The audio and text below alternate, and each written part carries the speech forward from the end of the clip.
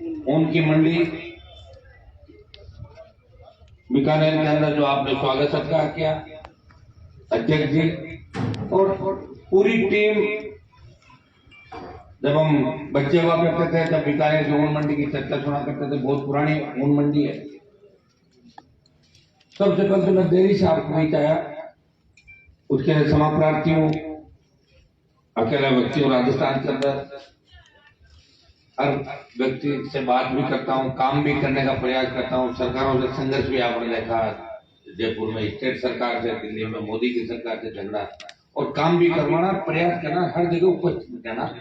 क्योंकि बीकानेर से कोई मेरा नया लगाव नहीं, पुराना लगाव बीकानेर से।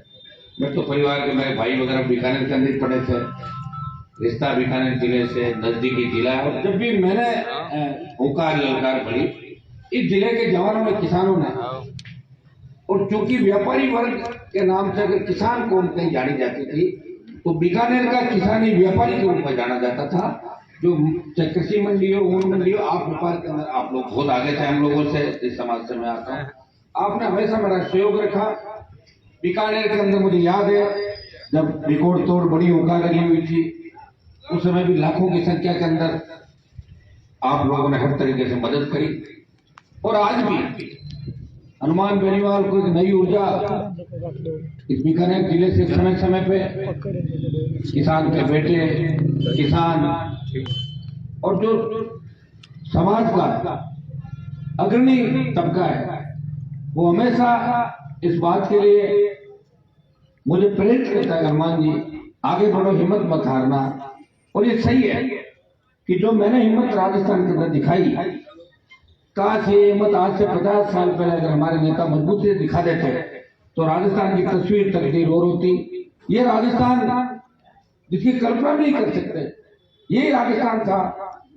जब मैं यूनिवर्सिटी का अध्यक्ष हुआ करता था तो बाहर से लोग जयपुर में पढ़ने के लिए आते थे। स्कूल के अंदर अपने बच्चों को, अजमेर की मेयो, जयपुर की स्कूल, जोधपुर की फीस, बीकानेर के अंदर बाहर से लोग भेजते थे बच्चों को, हमारे बच्चे वहां पढ़ेंगे, वहां अपराध नहीं है।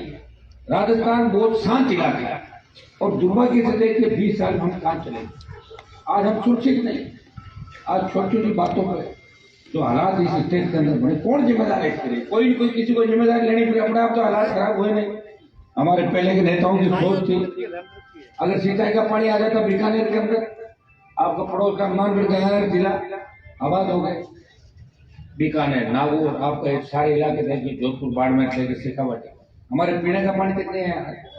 उन नेताओं की सोच की वजह से पीछे रह गए।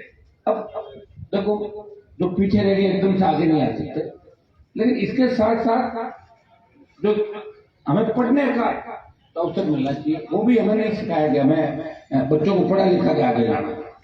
अब हमारे नेताओं की स्थिति आप देख लो, जिस तरह छाया बदलती दिन में 2 बार, पीछे भागते हैं पार्टी में। तो मंत्री बना दो कैसे ही करके, मंत्री ज्यादा सोच, हमें तो मंत्री बना दो कहीं जाके बैठना पड़ जाए।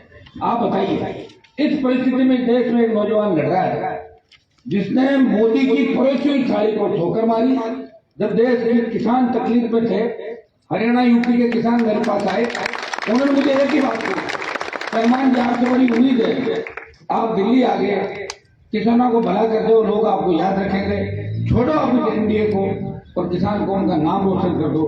मैंने एनडीए छोड़ी, एनडीए छोड़ने को मजाक थोड़ी थी। अमित शाह और मोदी के साथ फोटो खिंचाएंगे, किसी लोग दौड़ते हैं, आपने देखा, रोज लोग बदलते हैं, जाते हैं, वहां चले जाते हैं।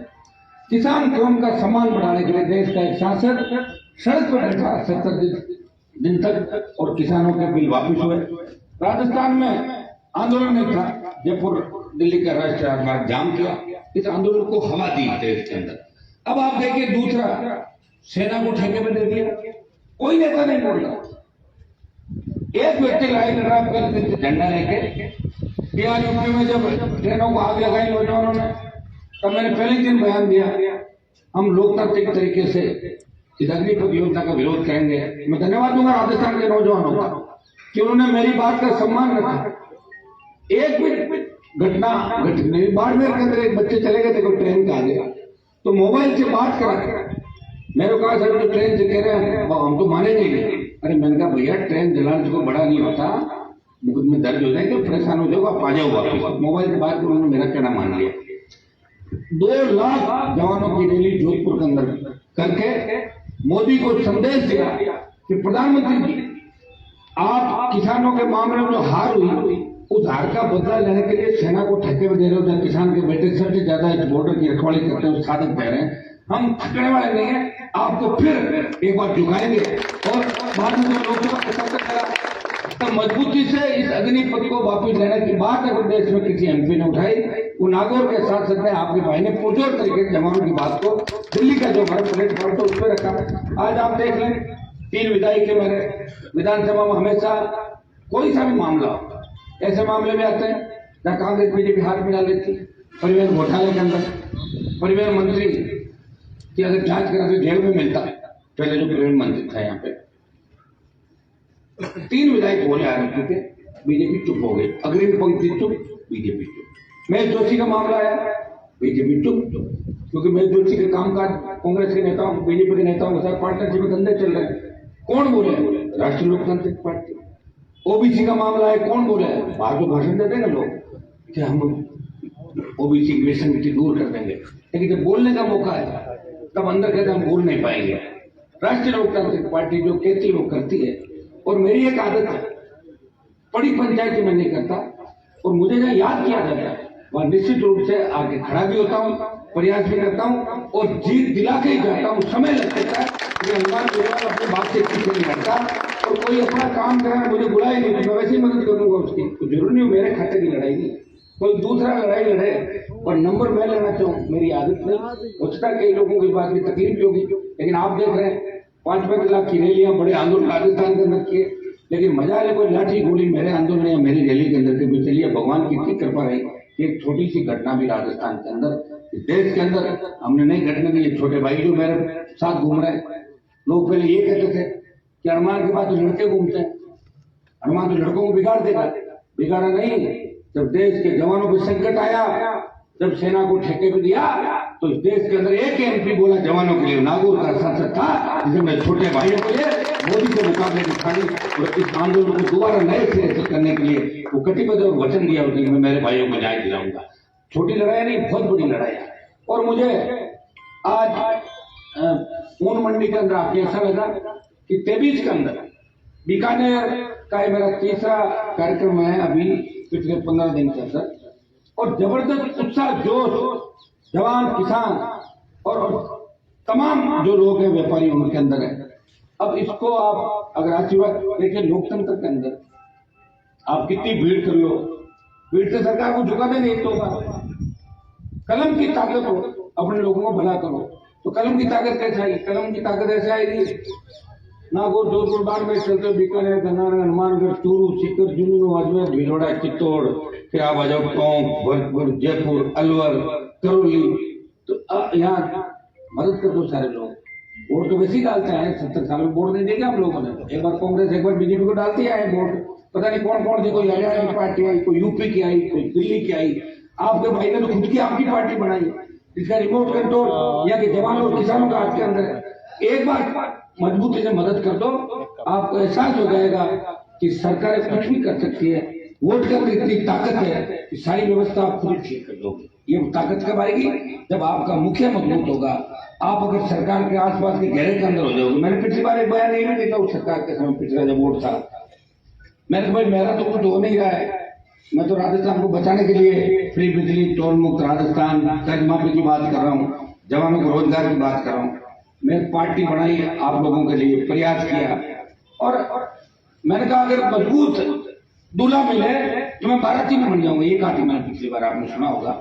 लेकिन मैं बार बार बाराती नहीं बनूंगा, ये भी मैं बता दूंगा आपको, फिर तो उम्र निकल जाएगी ना मेरी भी। तो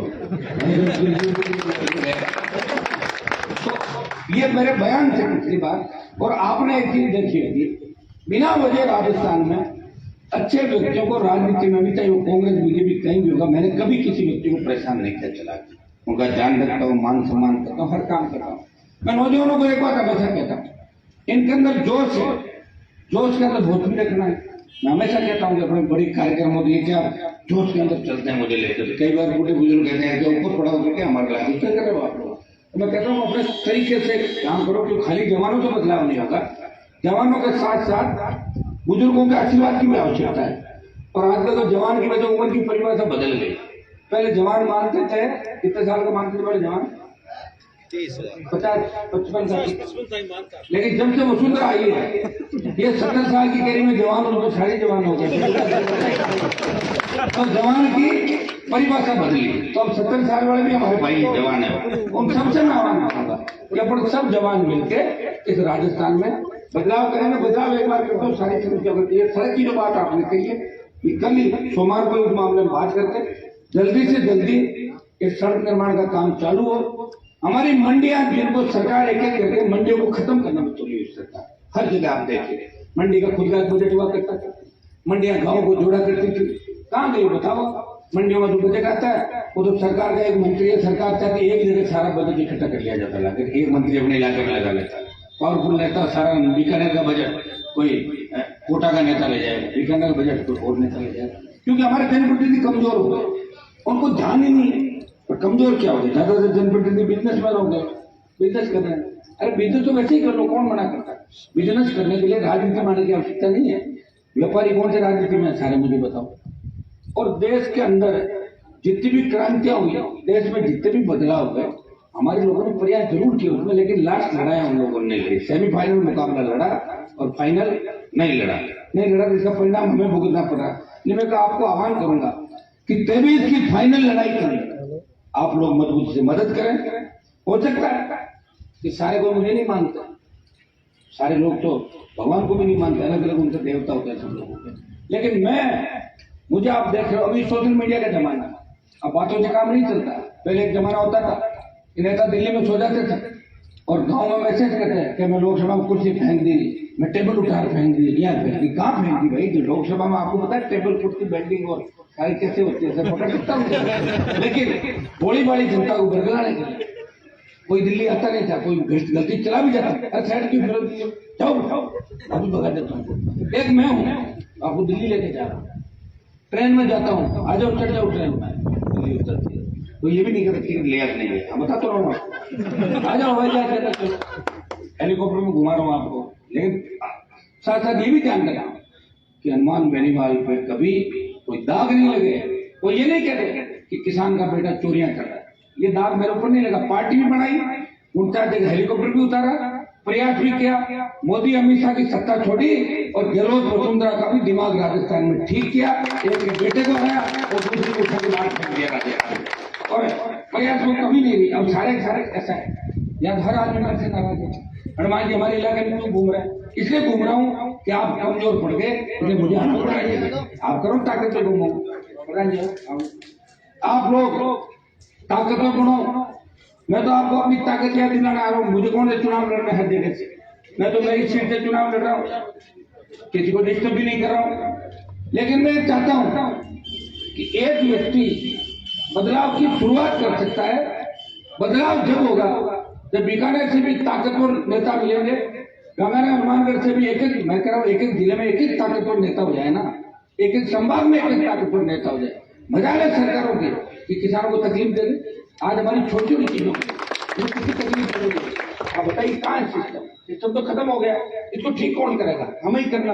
अब वो तेजा जी महाराज, बीका जी महाराज, जसनाथ जी, ये तो अवतार लेने से रहे, हमें ही करना है सारा। तो हम कैसे करेंगे? हमारे नेताओं को जागरूक होके, हम उस कौम से आते हैं जिस कौम ने इस देश को आजाद कर। देखिए सबसे बड़ा इतिहास तो हमारा ही है। बाकी लोग तो छोटी छोटी लड़ाई लड़ते थे, कोई ढाणी की लड़ रहा था, कोई गांव की। दिल्ली के चारों तरफ जो लड़ाई लड़ी ना, सारी हमारे लोगों ने लड़ी। इतिहास लिखा नहीं किया। और मोदी को अगर झुकाया तो हमने झुकाया। किसान आंदोलन के अंदर मोदी को ठंडा कर दिया, और अभी भी मोदी किसान के नाम से तकलीफ महमूद हो जाता। किसान करें छोड़ो, किसानों ने सिखाया, हमने सिखाया। अपनी ताकत को लोग नहीं पहचानते, अपनी ताकत को पहचानने की आवश्यकता है। मैं तो आपके सामने मेरा जो कुछ है प्रयास कर रहा हूँ। मुझे मजा आता है बड़ी बड़ी चुनौतियां स्वीकार करने का। मुझे कोई कहते हैं वो राजनीति के अंदर जो दूसरों की फोटो लगा के राजनीति करते हैं, वो बड़े नेता नहीं हो सकते। बड़े नेता वही है जिनके पीछे फोटो लोक देवताओं की और अपने लोगों की फोटो, दूसरों की फोटो लगा कोई कर लो, उससे क्या मिलने वाला बताओ। और मैंने तो प्रयास किया, उसका परिणाम भी ठीक रहा। देश के किसी कोने में चले जाओगे, अगर पूछोगे जरूर मेरा नाम लेंगे। राजस्थान का एक MP मजबूत है, तो देश के किसान जवान की बात करता है, देश के अंदर व्यवस्था की बात करता है। अभी हालात क्या राजस्थान में देखो, फिर कांग्रेस का झगड़ा, उससे पहले झगड़ा, बीजेपी शांत है, सीएम बनने के लिए घूम रहे हैं, 150 सीट आगे जोड़ रहे हैं, 170 आ गई है, 180 आ गई।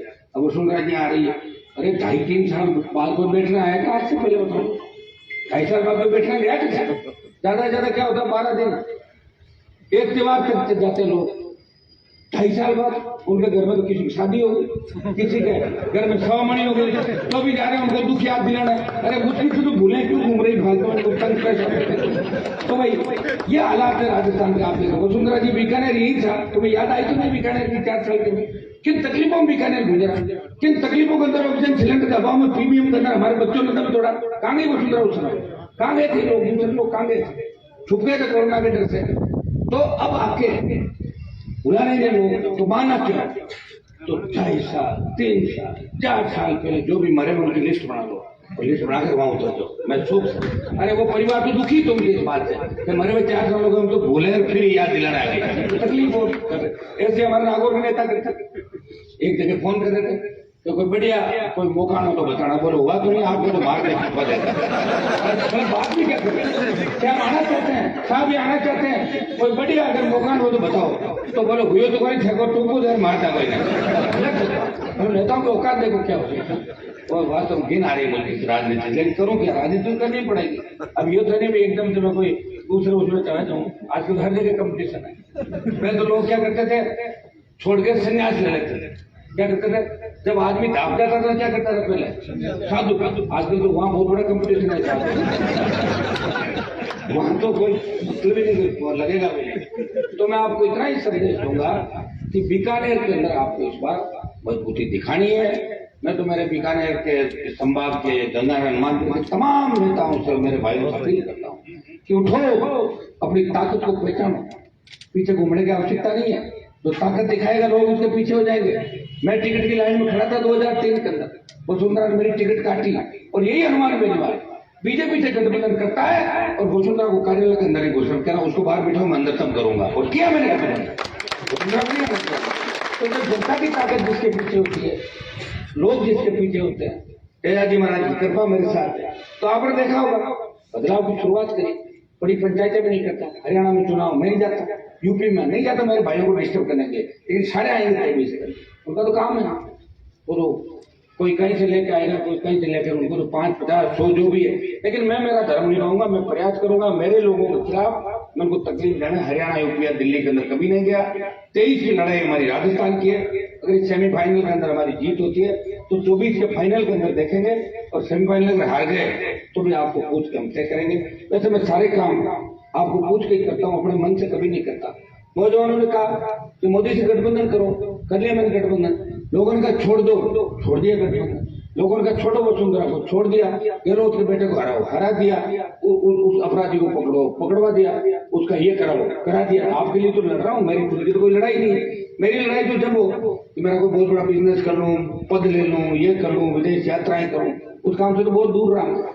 आपने देखा होगा एक व्यक्ति जो लड़ते लड़ते जिसको 30 साल लड़ाई करनी हो जाए, 28-30 साल के जो आदमी कॉलेज यूनिवर्सिटी से लेके लगातार आपके लिए संघर्ष करा, छोटा मोटा संघर्ष नहीं है। पारिवारिक परिस्थितियां क्या रही आप जानते हो, किस तरह सरकारों से लड़ा।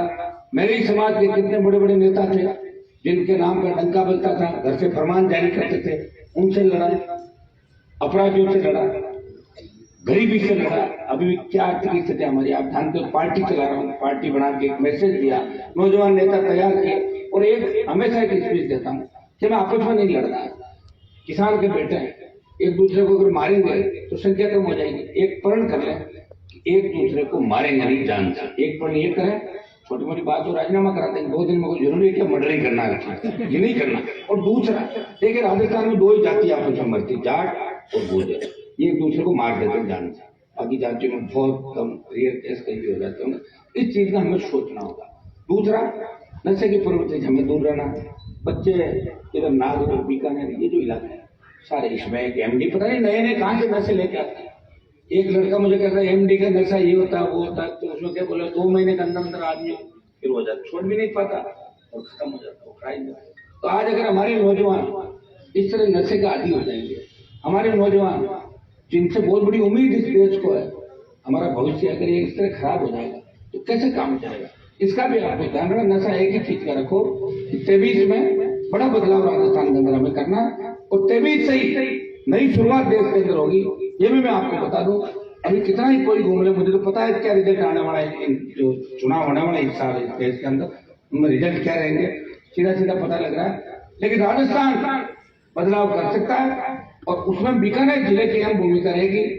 बीकानेर संभाग अगर मजबूत हो गया तो राजस्थान निश्चित रूप से मजबूत हो जाएगा। मारवाड़ की 43 सीटों को तो लोगों ने तय कर लिया कि हमें वोट देना है और राष्ट्रीय लोकतांत्रिक पार्टी को वोट डालना है। जिस दिन वोट होगा 98% पोलिंग हमारे किसान कौम की राष्ट्रीय लोकतांत्रिक पार्टी के खाते में हो जाएगी। अभी आप सोच रहे होंगे 3 ही सीटें क्यों आई, मैं लड़ाई नहीं कहा चाहिए सीटें, मैं तो मदद करने लोगों को ज्यादा था।